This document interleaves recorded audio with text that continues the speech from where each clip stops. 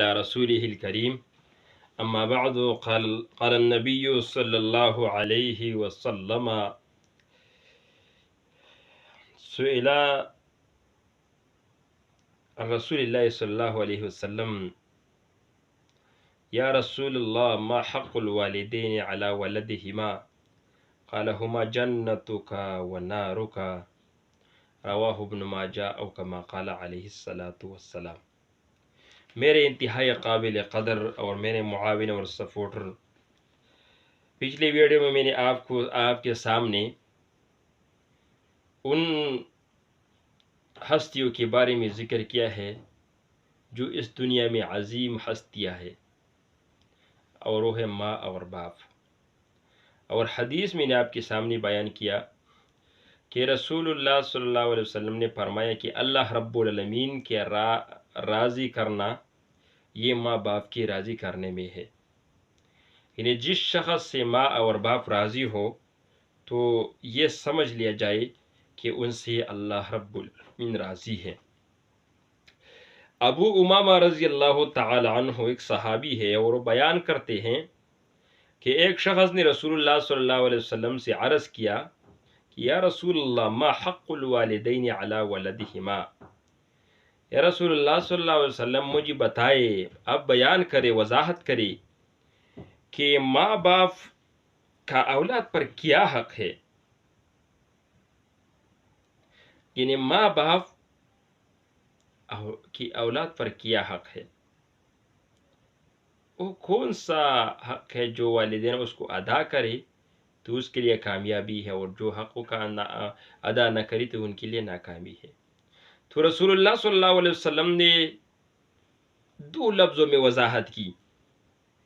اور لمبا چوڑا تقریر نہیں کیا، کیونکہ رسول اللہ صلی اللہ علیہ وسلم تو طبیب تھے، ڈاکٹر تھے، اور روحانی ڈاکٹر تھے، اور اپنے شاگردوں کی ایسی طرح تربیت اور علاج کرتے تھے کہ وہ علاج سے مستفید ہو جاتی، اور وہ دوسروں کو یہ بیان کرتی کہ کیا ہے، کون سا حق ہے۔ رسول اللہ صلی اللہ علیہ وسلم نے فرمایا ہما جنتک و نارک، یہ ماں باپ آپ کے لیے جنت بھی ہے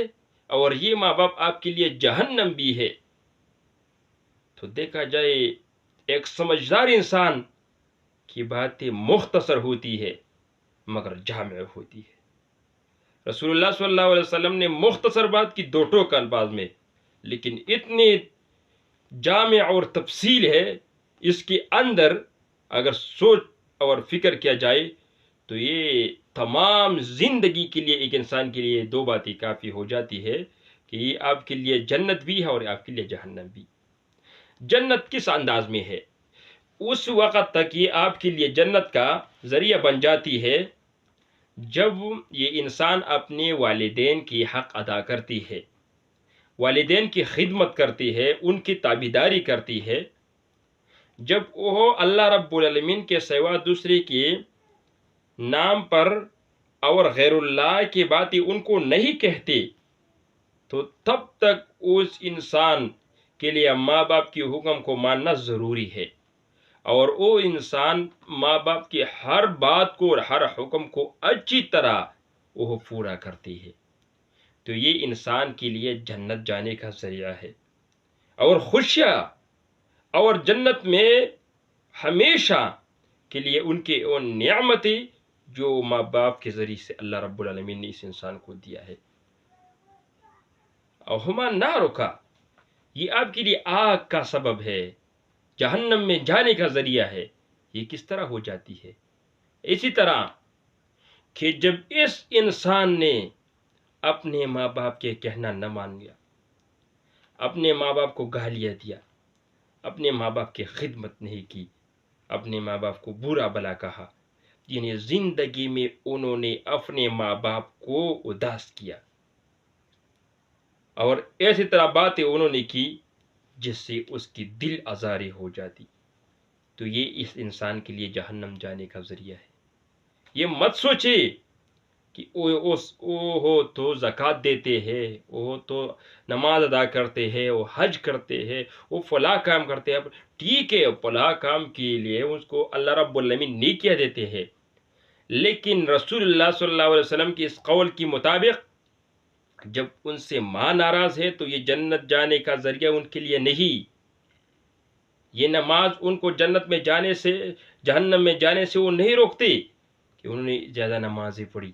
زیادہ زکوٰۃ دی، زیادہ حج کی، کہ ان کی اس کے گھر میں ایک بوڑھی ماں تھی، ایک باپ تھی، انہوں نے ان کی خدمت نہیں کی، تو یہ خدمت نہ کرنا یہ ان کے لیے جہنم جانے کا ذریعہ بن گیا. آج جتنے بھی اولاد ہے، اگر انہوں نے سچی دل سے اپنے ماں باپ کی عزت کی، احترام کی، اور اپنے ماں باپ کو اچھی نگاہ سے دیکھی، تو اللہ رب العالمین بہت کریم اور رحیم ذات ہے، ان کی رحمت بہت وسیع ہے. اللہ رب العالمین اپنے طرف سے اس انسان پر رحمت نازل فرماتی. اور جب انہوں نے اپنے ماں باپ کو اداس کیا، اپنے ماں باپ کو کہنا نہ مان لیا، تو یہ انسان کے لیے جہنم جانے کا ذریعہ ہو جاتی ہے. تو جہنم اور جنت یہ دونوں انسان کے لیے یہ دنیا میں موجود ہے. اگر انہوں نے اپنے ماں باپ کا کہنا مان لیا، ان کی ماں باپ کی خدمت کی، تو یہ انسان جنت میں جائے گا. اگر ایک انسان نے اپنے ماں باپ کی مخالفت کی، ان کا کہنا نہیں مان لیا، ان کے لیے اچھی طریقہ سے خدمت نہیں کی، تو یہ اس کے لیے جہنم جانے کا ذریعہ بن جاتی ہے. تو یہ ہم دیکھیں کہ ہم کس لیول میں ہے. دنیا میں ہم فیصلہ کریں کہ اگر ہم اپنے ماں باپ کی خدمت کرتے ہیں تو ہم جنت میں جائیں گے، اگر ہم ماں باپ کی خدمت نہیں کرتے تو ظاہر ہم جہنم میں جائیں گے. یہ بات آپ اور مجھ پر، میں آپ کو اس پر اور اس بات کے حکم، اس بات کی ایک گزارش کرتا ہوں کہ آپ جتنے بھی مجھے سنتے ہو تو کائنڈلی ایسا کر کے اوروں کو بتائے کہ اس معاشرہ پرووائڈ کرے کہ جس میں ماں باپ خوش ہو، اس میں بچی اپنے ماں باپ کی تابعدار ہو، وہ نافرمان نہ ہو. انشاءاللہ اگلی ویڈیو پھر ایک مرتبہ پھر ماں باپ کی رضا کے لیے جو اقدامات کیے جاتی ہے ان کے بارے میں انشاءاللہ گفتگو کروں گا. تب تک کے لیے جاتا ہوں.